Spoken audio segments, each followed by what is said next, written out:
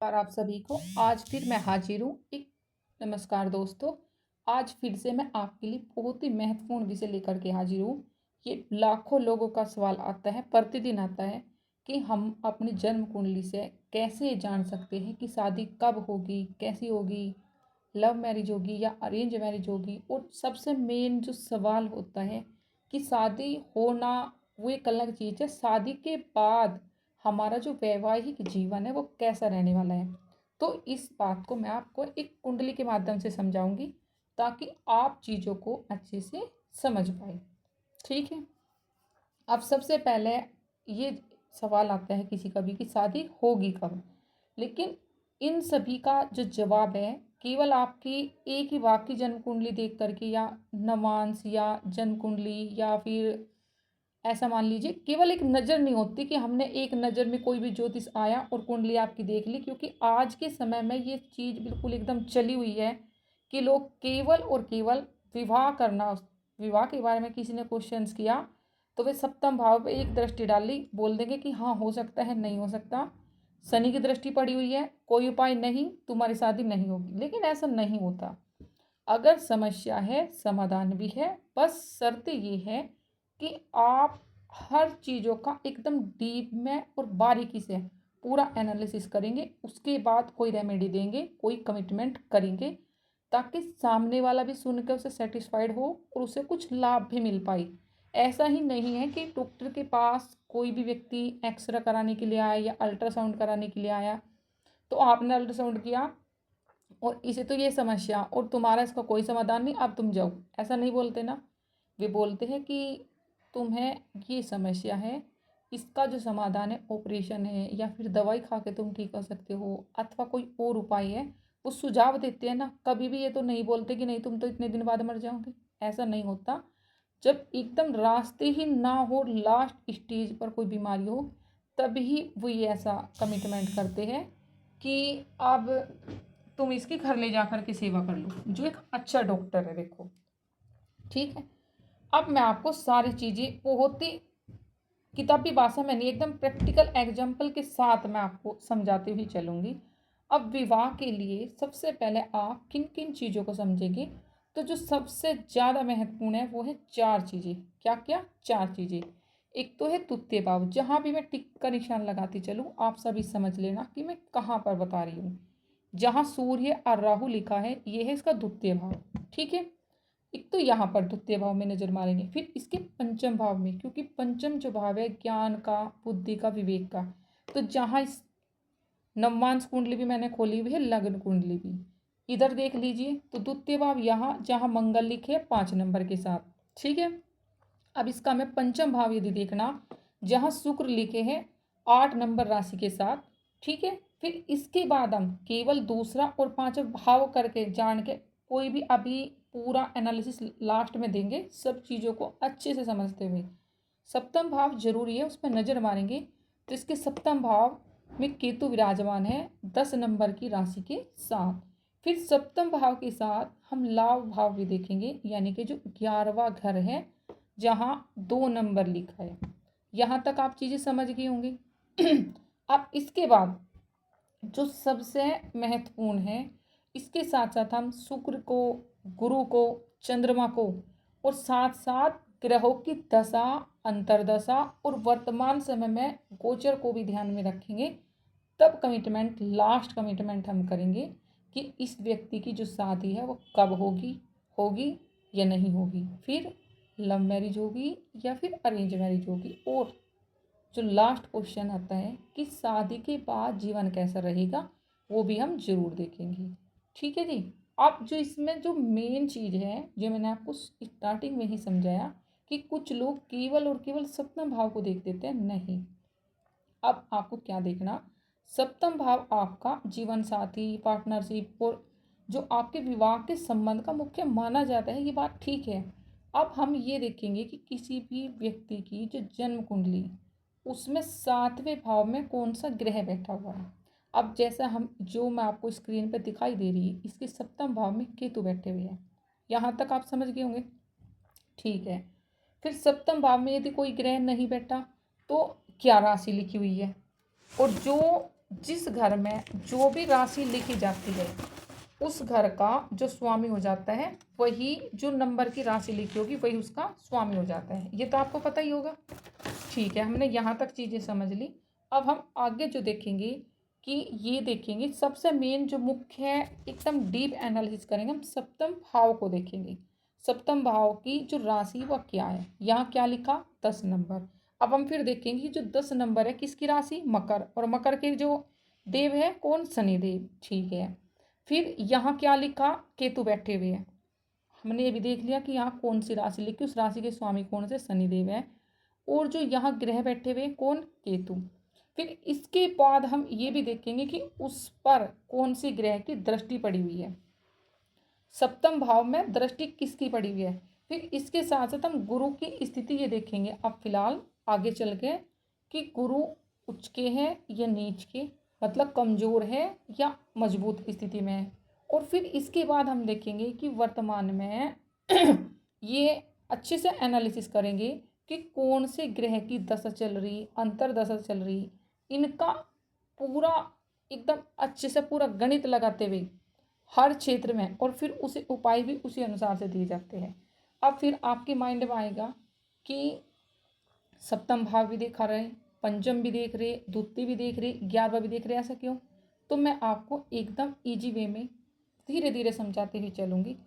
द्वितीय भाव हमने किस लिए देखा द्वितीय भाव जो विवाह में इसलिए देखा जाता है, शादी केवल लड़की और लड़के की थोड़ी हो रही। जब कोई भी रिश्ता जुड़ रहा है तो उसकी फैमिली से, लड़की वालों का लड़के वालों से, लड़के वालों का लड़की वालों से, जो यानी कि आप ऐसा कहिए कि जो पारिवारिक वातावरण है, विवाह के बाद ही तो बनती है फैमिली। वरना कभी भी आपने सुना कि कोई लड़की या लड़का कवारा और उसकी वो उसका परिवार है, नहीं बनता ना। तो परिवार बेसिकली शादी के बाद बनता है, लेकिन उस लड़की वालों का और लड़की वालों के परिवार का भी रिश्ता होता है ना आपस में, उन सभी की कभी कभी किसी शादी में उसकी फैमिली वाले ही इशू खड़ा करते रहते हैं। ठीक है, तो इसलिए द्वितीय भाव पे विचार किया जाता है कि कहीं अपोजिट तो नहीं है सब कुछ। अच्छा जी, ठीक है। अब सप्तम भाव का स्वामी देख लिया हमने, आपको समझाया कि उसमें कौन सा ग्रह बैठा, उस पर कोई पाप ग्रह की दृष्टि तो नहीं पड़ रही, ऐसा तो नहीं है कि शादी लास्ट में आकर खराब हो जाएगी। ये संकेत आपको मिल सकते हैं। परिवार से संबंधित जितनी भी आपको जो बाद में शादी के बाद जो रेस्पॉन्सिबिलिटी, जो जिम्मेदारी मिलती है, और उसी के साथ साथ आप एडजस्टमेंट कितना कर पाएंगे।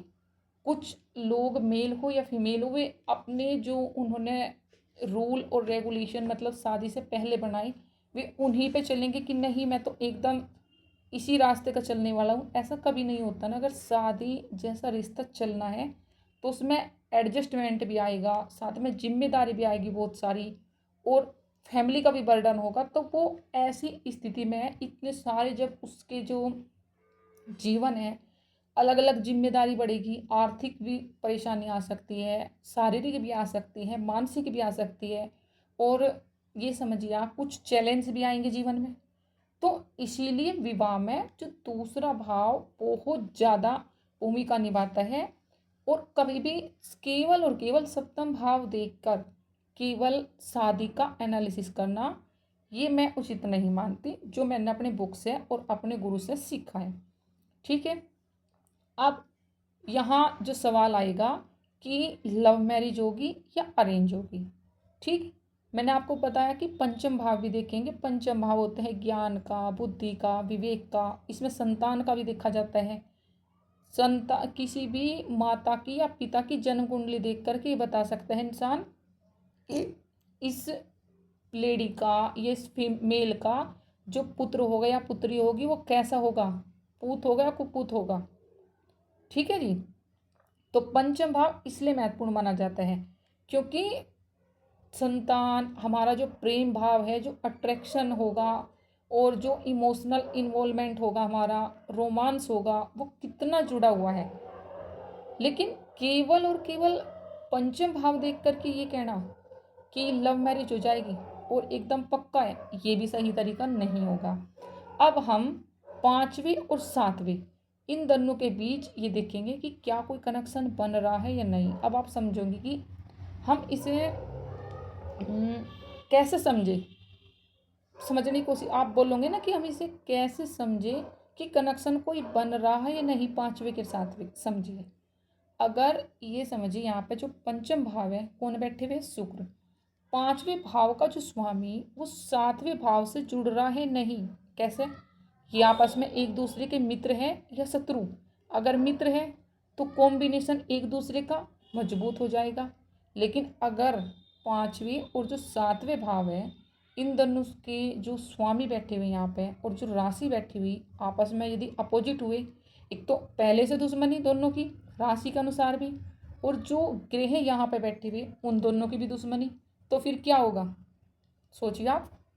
शादी के बाद उनका जो संबंध है वो कहाँ चले जाएगा, संबंध विच्छेद हो जाएगा उन दोनों का। मैं ऐसा कहना नहीं चाह रही, लेकिन ये कुंडली है और इसमें जो जन्म कुंडली है उसके अनुसार मैं आपको बताने की कोशिश कर रही हूँ, ठीक है। अब जो और आगे समझो आप, यहाँ तक आपने समझ लिया कि हम द्वितीय भाव क्यों देख रहे हैं, कि परिवार से संबंध जुड़ा हुआ। पंचम भाव हम किस लिए देख रहे हैं, और सप्तम भाव तो मेन हो ही जाता है, ठीक है जी। अब ये समझिए कि हमने पंचम भाव भी देख लिया। अब हम कौन से लास्ट जो चीज़ देखेंगे कुंडली में, वो देखेंगे 11वां भाव। जो 11वां भाव है उसे इच्छा पूर्ति का और जो हमारी समाज में जो एक्सेप्टेंस है उनसे जुड़ा हुआ भी माना जाता है, इसे लाभ भाव भी माना जाता है। लेकिन इसीलिए अगर जो पांचवा भाव है हम इसे प्रेम भाव मान लिया, सप्तम भाव पर गणना कर ली और हमने 11वें भाव को नज़रअंदाज कर दिया। 11वां भाव किससे जुड़ा हुआ, हमारी हमारी फीलिंग्स एक दूसरे से, जो मेल और फीमेल जो शादी करके, समझ लीजिए ये ए व्यक्ति और ये बी इन दोनों की एक दूसरे से शादी हो गई और इन दोनों की जो माइंड वाली फीलिंग्स है वे एक दूसरे से मैच ही नहीं हो रही, क्या होगा। लड़का चाह रहा कुछ और, उसकी इच्छा कुछ और है, और लड़की सोच रही, लड़का कह रहा कि मैं यहाँ चलूँ, लड़की कह रही मैं तो इधर दिशा में जाऊँगी, इस वाली दिशा में। लड़का कह रहा कि इस दिशा में चलना, लड़की कहेगी नहीं मुझे तो इस दिशा में जाना, तो क्या होगा। तो इसीलिए इन चीज़ों को बेसिकली बहुत अच्छे से एनालिसिस किया जाता है कि कहीं ऐसी तो नहीं है कि कोई समस्या शादी के बाद आएगी, क्या दोनों की जो फीलिंग्स है वो मैच कर रही है, ठीक है जी। तो इसलिए इन चीज़ों को अच्छे से देखा जाता है। अब आपने 11वें भाव के बीच देखा कि संबंध यदि बना हुआ है, अच्छा है, तो फिर आप ये बोलोगे कि हाँ लव मैरिज होने की संभावना लग रही है, अच्छे से लग रही है। अब मैं आपको थोड़ा सा एक एग्जाम्पल के तरीके से समझाती हूँ। ये मानिए आप कि हमने कोई फीमेल या मेल की ही लड़के की कुंडली ले ली और उस कुंडली का जो पंचम भाव है, पंचम भाव कहाँ, जहाँ शुक्र बैठे हुए, पंचम भाव का स्वामी जो है वो सातवें भाव से तो जुड़ा हुआ है और सातवें भाव का स्वामी भी पंचम भाव से जुड़ा हुआ है और जो 11वां भाव है उससे भी कनेक्शन बना हुआ है, ठीक है। लेकिन अगर यहाँ शुक्र मजबूत है, समझिए चीज़ को, मैंने आपको क्या समझाया। हमने मान लीजिए हमें लव मैरिज किसी भी लड़के की देखनी कि इसकी लव मैरिज होगी या अरेंज। मैंने आपको समझाया कि यदि पंचम भाव और सप्तम भाव इन दोनों का आपस में मजबूत कनेक्शन भी बना हुआ है, इसी के साथ साथ जो 11वां भाव है जिसे इच्छा पूर्ति का भाव कहा जाता है, इसका भी इन तीनों का यानी कि आपस में कोई शत्रुता नहीं है, या तो समराशि या मित्र है या शत्रुग्रह कोई भी नहीं है। यहाँ तक अगर हम चीज़ मान लें और इनका यहाँ तक संबंध ठीक है। एक लड़के की बता रही, फिर उसके बाद लड़की से समझाऊंगी, क्योंकि लड़के की जो कुंडली उसमें शुक्र का मजबूत होना बेहद महत्वपूर्ण है। और यदि लड़की की कुंडली माने तो उसमें गुरु बृहस्पति का होना बहुत मजबूत है।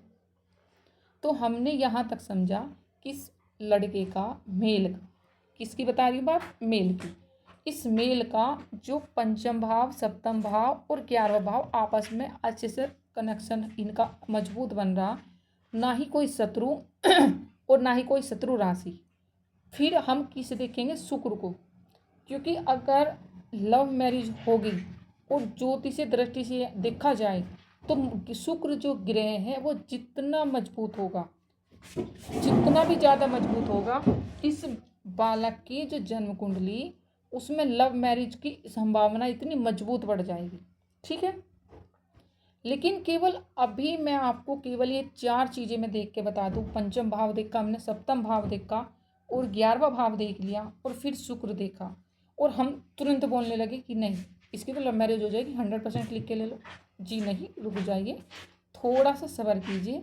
यहाँ आप यदि ये बोल रहे हैं कि कुंडली में प्रेम संबंध, विवाह का जो संबंध है उसे प्रेम संबंध को विवाह में बदलने के लिए जो मजबूत संकेत है वो कहाँ से देखे जाएंगे। अब यहाँ तक चीज़ें उम्मीद करती हूँ कि आपको समझ में आ गई होगी। तो अब हम आगे क्या चलेंगे कि कोई व्यक्ति, अब उस पर कौन सी ग्रह की दशा चल रही और कौन सी ग्रह की अंतर दशा चली हुई है। हमने पंचम, सप्तम और 11वां भाव, इसी के साथ साथ लड़के की, केवल अभी मैं केवल मेल की कुंडली की बात कर रही हूँ कि लड़के की लव मैरिज होगी या अरेंज। ठीक है जी, अब हम ये देखेंगे कि इस व्यक्ति पर कौन से ग्रह की दशा चली हुई है और कौन से ग्रह की अंतरदशा। यदि शुक्र की ही अंतरदशा या महादशा चली हुई है और शुक्र इसके मजबूत स्थिति में है, तब हम बोलेंगे कि हाँ अरेंज मैरिज नहीं, लव मैरिज के अच्छी योग बने हुए हैं। ठीक है, लेकिन अगर विपरीत ग्रह की, शुक्र की बजाय यहाँ मंगल की महादशा चली हुई है या शनि की महादशा चली, राहु की महादशा चली हुई, तो फिर यहाँ हम ये नहीं बोलेंगे कि हाँ इस लड़के की लव मैरिज हो जाएगी। तब हम संभावना ये बता देंगे कि हो सकती है, 100% नहीं है, 90% से लेकर 80 से 90% चांस है। और तब यदि व्यक्ति बोलेगा कि नहीं मुझे लव मैरिज, कोई लड़की जिसे मैं पसंद करता हूँ और मैं चाहता हूँ उससे मेरी लव मैरिज हो जाए, तो हम इसे शुक्र को और मजबूत करने की और राहु या जिस भी मतलब ग्रह की जो विपरीत ग्रह है उसकी दशा या अंतरदशा चली हुई है उससे बचाव की रेमेडी उपाय से देंगे। यहाँ तक चीज़ें आप समझ गए होंगे। ठीक है जी, मैंने कौन कौन से ग्रह बताए आपको, कौन कौन से घर बताए, पंचम, सप्तम और एकादश यानी कि 11वां भाव। अब जो अगला पॉइंट आएगा, जो क्वेश्चन आएगा कि हमारी शादी कब होगी। अब यहाँ जो ज्योतिष है वो सबसे बड़ी गलती उनकी क्या होगी कि लोग केवल 7वें भाव को देख के और कह देंगे कि उस समय हो जाएगी। लेकिन मैं आपको इसमें एक थोड़ा सा हट के कुछ चीज़ें बताऊंगी। मैं यहाँ किसी की कोई कमी नहीं निकाल रही, ये हो सकते हैं कि मेरी पर्सनल ऐसी ओपिनियन हो, लेकिन यहाँ हम देखेंगे जब हम टाइमिंग निकाल लेंगे तो हम इन चीज़ों को तो देखें ही देखेंगे। फिर हम क्या देखेंगे कि दशा और गोचर को, दशा का मतलब कौन से ग्रह की महादशा चली हुई है, क्या चली हुई है, महादशा, और साथ में कौन सी ग्रह की अंतरदशा चली हुई है। ठीक है, महादशा, अंतरदशा और साथ में अभी ग्रहों का जो गोचर है वर्तमान में इस व्यक्ति की जो जन्म कुंडली उसके कौन से भाव में गोचर के अनुसार कौन सा ग्रह आकर के बैठ गया है। ठीक है, अब कैसे समझाऊं।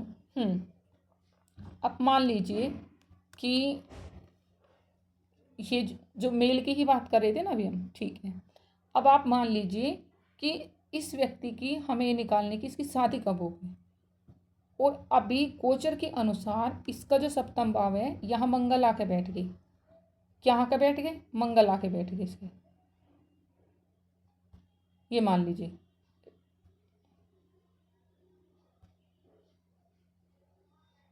इसके क्या आके बैठ गए यहाँ पे, मंगल, इसके क्या सप्तम भाव में मंगल आके बैठ गया। ठीक है, अब सप्तम भाव में गोचर के अनुसार इस व्यक्ति के मंगल बैठ गए या केतु के स्थान पे पहले से ही इस व्यक्ति के जो सप्तम भाव उसमें मंगल बैठे हुए थे। ठीक है, यहाँ इसके सप्तम भाव में हमने मान लीजिए मंगल बैठ गया और मंगल की ही महादशा चल रही और उसी की अंतरदशा चल रही, तो क्या होगा, ये 7वें भाव से एकदम मजबूती से जुड़ गई, मजबूत संबंध बना लिया। तो फिर हम ऐसे समय में विवाह के लिए जो यदि टाइम बताएंगे तो वो बहुत ही ज़्यादा महत्वपूर्ण हो जाता है। अब हमें क्या देखना पड़ेगा, गोचर, विशेष रूप से किसका देखेंगे, एक तो देखेंगे हम गुरु का, किसका देखेंगे गोचर। उम्मीद करती कि यहाँ तक आप चीज़ें समझ में आ जाएंगी। एक तो देखेंगे हम गुरु का गोचर, क्योंकि गुरु की शादी में विशेष रूप से भूमिका होती है एक गुरु का, और साथ में एक गोचर देखेंगे हम शनि का। टाइमिंग में इन दोनों की जो, यदि हम समय निकाल रहे तो इन दोनों की जो भूमिका वो बहुत ज़्यादा बेसिकली महत्वपूर्ण हो जाती है। अब मैं आपको इससे भी एक एग्जाम्पल से ही समझाऊंगी।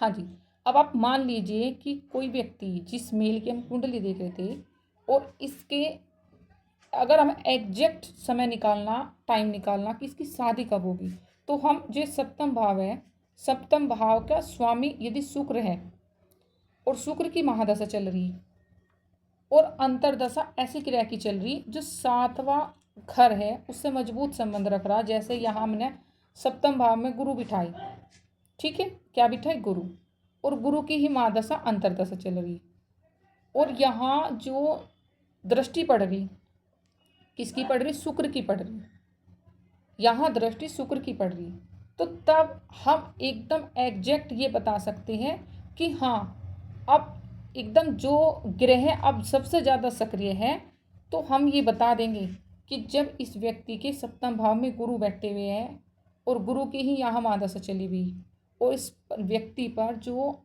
दृष्टि पड़ी हुई है, किसकी पड़ी हुई है, शुक्र की, तो तब हम उसके डेट को देख करके, बाकी इन सब की एनालिसिस करके ये बता देंगे कि इस जो जातक है, जो व्यक्ति, इसकी जो एज है शादी की वो 21 से कितने से, ये मान लीजिए 21 से लेकर के इस मेल की जो एज शादी की है 25 से पहले इसकी शादी हो जाएगी। और बिल्कुल एग्जैक्ट अगर निकालना हो तो फिर हम देखेंगे ग्रहों का बल यानी कि डिग्री।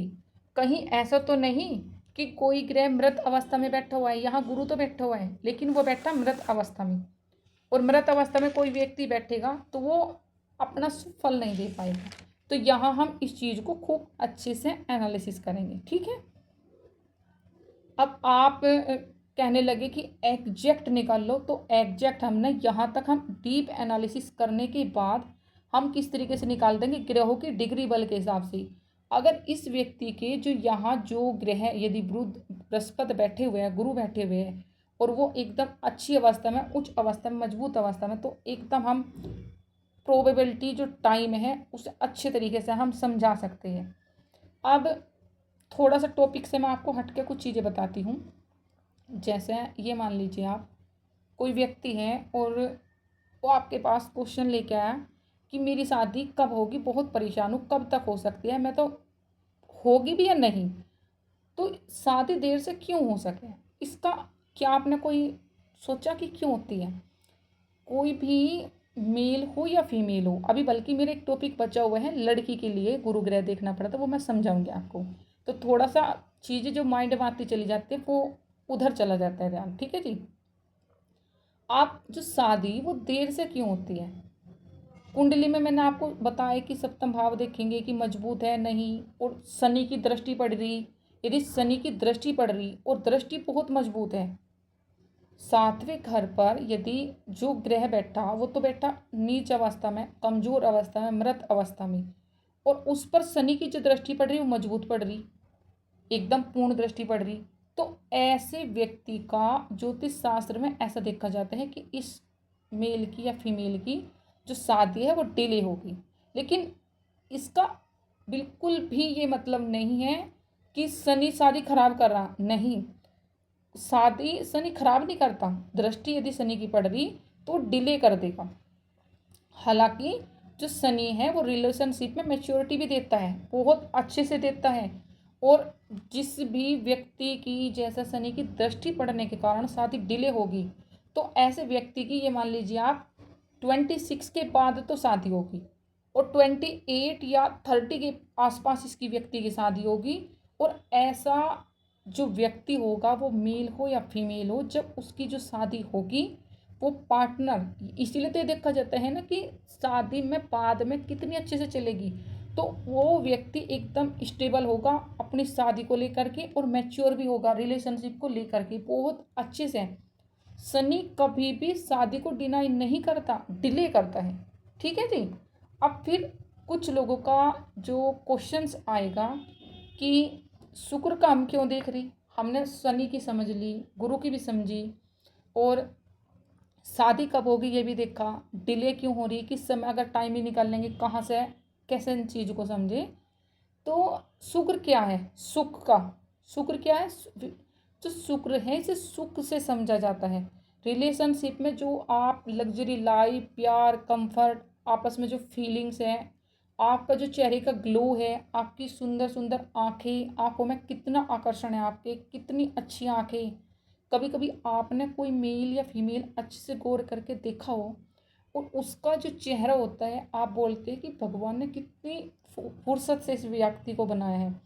तो बेसिकली या तो उसका शुक्र जो है लग्न में ही बैठा हुआ है, क्योंकि जिस व्यक्ति का शुक्र लग्न में बैठ जाए और एकदम मजबूत होकर के बैठ जाए, और खुदा ना खास्ता वो अपनी ही राशि का बैठ जाए, दो राशि क्योंकि शुक्र को प्राप्त है, एक तो वृषभ और दूसरी है तुला। अगर स्वयं राशि को होकर के अच्छी डिग्री में शुक्र बैठ जाए तो ऐसा व्यक्ति बेसिकली हम देख के ही ये बता सकते हैं, मतलब कुंडली देख कर ही, व्यक्ति को नहीं, हम कुंडली देख के ये बता सकते हैं कि ये व्यक्ति बहुत गॉर्जियस होगा, एकदम पूरा, जिसे नु कह सकते हैं कि आकर्षक लुक, जिसे बार बार देखने को मन करे।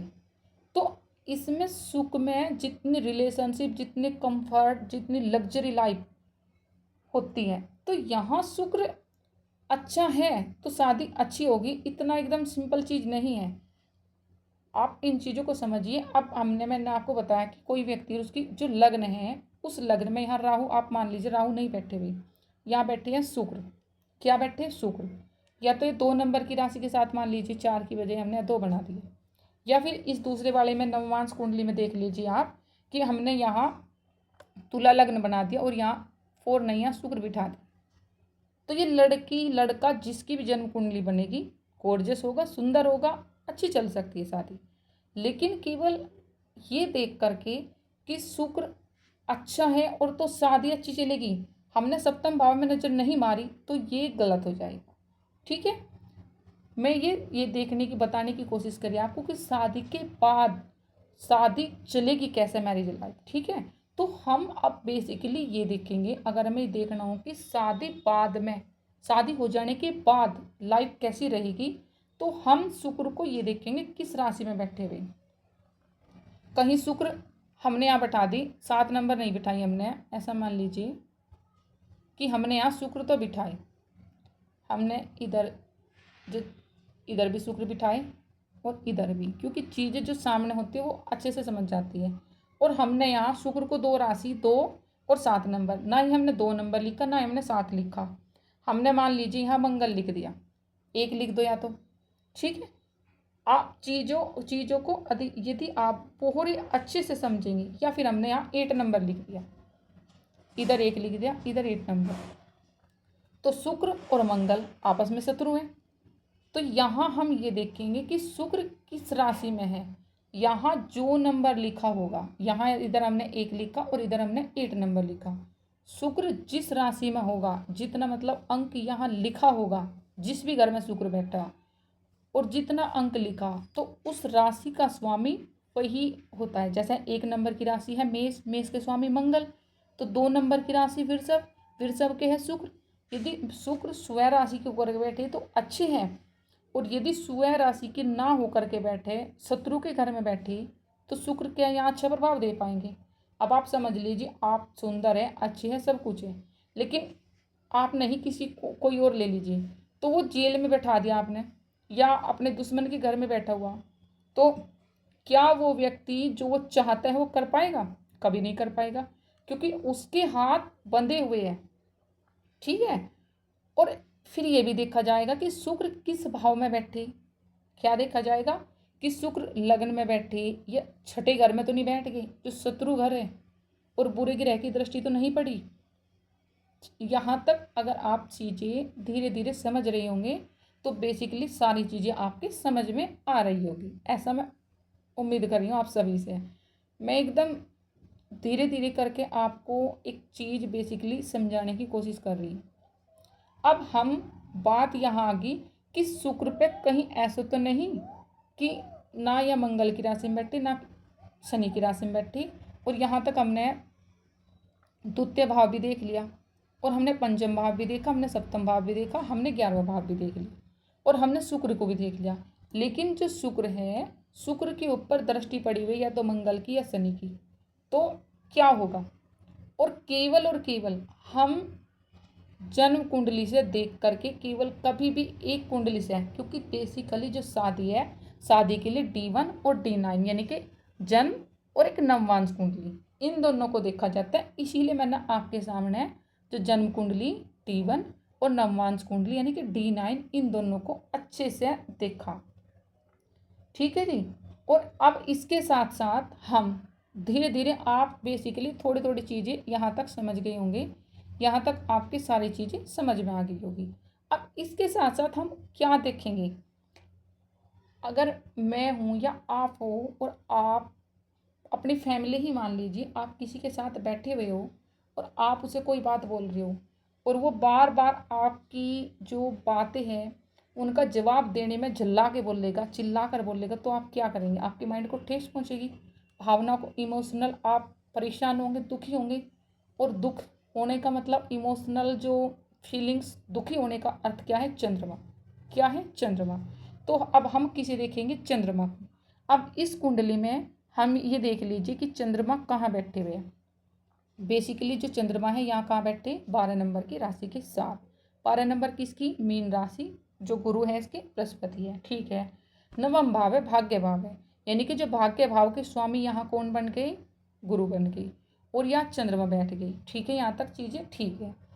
तो यहाँ तक जो स्टेबिलिटी ये अच्छी बनेगी कि शादी, रिलेशनशिप जब कंप्लीट होगा, शादी होगी, तो शादी बहुत अच्छे से चलेगी। तो उम्मीद करती हूँ कि यहाँ तक सारी चीज़ें अब आपकी समझ में आएगी। लेकिन समस्या कहाँ है जन्म कुंडली में? आप थोड़ा सा और रुकिए। मान लीजिए कोई व्यक्ति, और उसकी जो जन्म कुंडली, उसमें हमने चेक किया कि इस व्यक्ति की जो जन्म कुंडली, इसमें एक शादी जो है उसकी काफ़ी अच्छे योग बनेगी, और शादी भी समय पर होगी, हस्बैंड भी एक दूसरे से बात ठीक ठाक कर रही। लेकिन कभी कभी क्या होगा कि या तो फैमिली के कारण जो रिलेशनशिप खराब हो, कहाँ हो और कौन सा ग्रह उसे बचा के लेके जाओ, आप बात इस पे आप थोड़ा सा और समय आपका ज़्यादा से लग जाएगा। तो कभी कभी क्या हो कि या तो फैमिली के कारण, या उन दोनों में ही छोटी छोटी बात में आकर ईगो आ जाओ। हर परिवार में ऐसी छोटी मोटी चीज़ें होती रहती है। तो क्या अब आप ये कहेंगे कि केवल अच्छी कुंडली ही रिलेशनशिप को बचा लेगी? नहीं, यहाँ आएगी जो प्रैक्टिकल लाइफ है। प्रैक्टिकल लाइफ, आपकी थिंकिंग कितनी अच्छी है।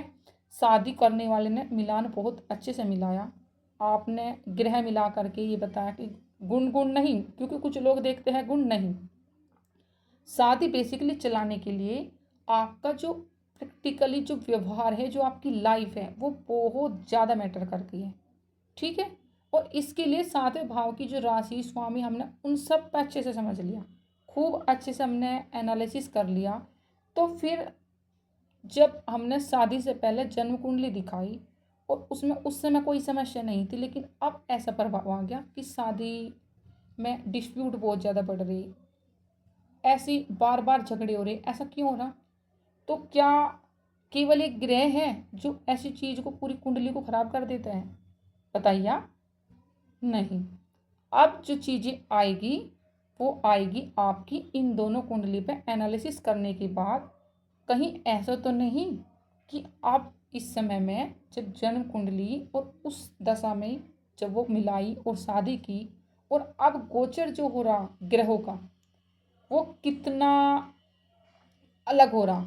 कहीं ऐसा तो नहीं उस समय शादी के हिसाब से ये जन्म कुंडली एकदम परफेक्ट थी, और अब जा कर के ऐसा हो रहा ग्रहों के गोचर के अनुसार, इस व्यक्ति के जो सप्तम भाव है, सप्तम भाव पे जो सीधी पूर्ण रूपेण दृष्टि शनि की पड़ी हुई है या मंगल की पड़ी हुई है, तो ऐसे समय में इनके जो जीवन है उसमें बहुत सारा उतार चढ़ाव, इम्बैलेंस आएगा। इसीलिए ये सलाह दी जाती है कि आप थोड़ा सा किसी भी जानकार को यदि समय पर अपनी जो जन्म कुंडली उसे दिखाएंगे, उसका एनालिसिस कराएंगे, तो वो आपको चेक करके ही बता देगा कि अब आपके ऊपर इस ग्रह की ऐसी दृष्टि पड़ी हुई है या कोई पाप ग्रह की, राहु की या केतु के कारण ऐसी समस्या हो रही है, या ईगो ने ऐसा रहा और वो आपकी बेसिकली मेन जड़ को पकड़ लेगा, तो वो ऐसी रेमेडी देगा कि यदि आपके ऊपर दृष्टि पड़ने के कारण और शादी टूटने की कगार पर भी आई हुई है तो वो यहाँ से आपको बचा के ले जाएगा। ठीक है जी। तो यहाँ तक आप चीज़ें समझ गई। अब आपने यहाँ तक, मुझे लगता है कि आपने इन सारी चीज़ों को पूरे अच्छे से एकदम तरीके से समझ लिया होगा। बाकी यदि आपका कोई क्वेश्चंस ऐसा लगे कि मैं नहीं जोड़ पाई तो आप उसके बारे में कमेंट्स ज़रूर कर सकते हैं। कुछ लोग कभी कभी ऐसे भी, मैंने जो मेरे पास अभी, ये मान लीजिए आप 1 वीक पहले ही एक कुंडली आई थी और मैं आपको इसे भी एग्जाम्पल से ही समझाऊंगी। लड़का ही था शायद। नेक्स्ट उस सेशन में आपको उसी कुंडली के ऊपर मैं एनालिसिस कराऊंगी, मैं नाम नहीं खोलूंगी। तो उसके जो सप्तम भाव है वहाँ पर शनि बैठे हुए थे। कौन बैठे थे? शनि। ठीक है जी। और शनि बैठे थे गुरु की राशि में। मैंने उसकी कुंडली बहुत अच्छे से देखी, उस व्यक्ति की जो जन्म कुंडली, वहाँ 10 न लिखा के यहाँ पे लिखा था 9 नंबर। तो 9 नंबर के स्वामी हैं कौन? गुरु बृहस्पति, धनु राशि पर निकली। तो यहाँ ये घर बेसिकली किसका हो गया? गुरु का। एक तो गुरु का ये घर हो गया। दूसरा, जब मेरा कहीं घर है तो बेसिकली मैं उस पर नज़र रखूँगी, ये मेरा राइट बनता है। ठीक है। और अब ग्रहों के गोचर के अनुसार भी उस व्यक्ति के ऊपर, उस लड़के के ऊपर गुरु की ही महादशा और गुरु की ही अंतरदशा चली हुई थी। और जो गुरु की यहाँ राशि तो है ही, गुरु उसके, मुझे ये नहीं पता कि उस पर कौन सी नौवीं कौन सी दृष्टि पड़ी हुई थी गुरु की। बेसिकली उसके जो सप्तम भाव है, सप्तम भाव पर दृष्टि भी गुरु की ही पड़ी हुई थी। और उसने कहीं जन्म कुंडली दिखाई होगी तो उसे कहा किसी ने कि नहीं, तेरे तो सप्तम भाव में शनि बैठे हुए, तेरी शादी नहीं हो सकती। क्यों नहीं हो सकती भाई? अरे तुम्हारा एक, जिसे आत्मा ज्ञान का देवता कहा जाता है, उसके घर में शनि यहाँ बैठी है। शनि की ही दृष्टि गुरु की ही दृष्टि उन पर पड़ी हुई है सप्तम भाव पर। दशा और महादशा यानी कि अंतरदशा वो भी गुरु की चली हुई है। अगर ऐसे समय में इस मेल को या फीमेल को गुरु की चल रही है तो गुरु के संबंधित हम जितनी रेमेडी देंगे इस लड़के की शादी इतनी ही जल्दी हो जाएगी। और ये जो बॉयज था, लड़का मेल था, इसकी 32+ एज हो चुकी थी। कोई है डरा देता है तो ये चीज़ गलत है। देखो, मानती हूँ ज्योतिष शास्त्र बहुत अच्छा है, और यदि आप इन्हें थोड़ा सा अच्छे से, मतलब डेट ऑफ बर्थ को, D9 को, D10 को, ग्रहों का गोचर, अंतर्दृष्टि, महादृष्टि, महादशा, और साथ में मजबूत स्थिति में है नहीं है, इन सब चीज़ों को अच्छे से एनालिसिस करेंगे तो सारी चीज़ें आपकी समझ में आ जाएगी। दूसरा, कभी भी किसी की भी जन्म कुंडली को देख के, आपको अपनी ही जन्म कुंडली आप देख रहे तो आपको कभी भी परेशान नहीं होना। जाइए किसी से भी अच्छे विशेषज्ञ से मिलिए जो उस विषय का अच्छा ज्ञाता हो। देखो, बुक पढ़ना एक अलग चीज़ होती है, लेकिन उसे डीप में एनालिसिस करना, हर एक फैक्ट को जोड़ करके देखना। जैसे मान लीजिए कोई सवाल है और उस सवाल में हमें निकालनी है, कहीं की दिशा निकालनी है कि राम घर से 10 किलोमीटर दूर इधर ऐसे जा रहा, 20 किलोमीटर दूर ऐसे जा रहा, 30 किलोमीटर दूर ऐसे जा रहा, 5 मिनट उसने रेस्ट किया, 10 मिनट उसने कुछ कार्य किया। तो इन सब चीज़ों में एक शार्प माइंड गणित की आवश्यकता होती है। आपने बेसिकली थोड़ी सी गलती करी, सवाल हो जाएगा गलत। और उसमें यदि आपने 4 ऑप्शंस वाले, जैसे मल्टीपल एग्जाम्पल आप पेपर में आ रही देखने को, और मान लीजिए इसका आंसर 12 ही आ रहा या 120 आ रहा, मैं आपको एग्जाम्पल बता रही, तो अगर आपने सही जल्दबाजी में सही तरीके से इसका एनालिसिस करके आंसर नहीं निकाला, और ऑप्शंस में 4 ऑप्शंस हैं, 10, 11, 12, 13, अब आप पे गलती होगी, फिर आप क्या सोचेंगे कि इसका आंसर क्या करूँ क्या करूँ क्या करूँ, कुछ समझ नहीं आता, चलो 11 कर दो। तो ये तुक्का नहीं होता, ये एक गणित है बेसिकली। और इसमें कभी भी किसी की भी मेल हो या फीमेल हो, एक ग्रह को देख करके पूरी गणना कभी नहीं करनी चाहिए, ये चीज़ गलत है। बाकी मैं और किसी के बारे में कुछ नहीं कहना चाहती। अब मैं आपको एक छोटी सी अपनी तरफ से एक सलाह देना चाहूँगी।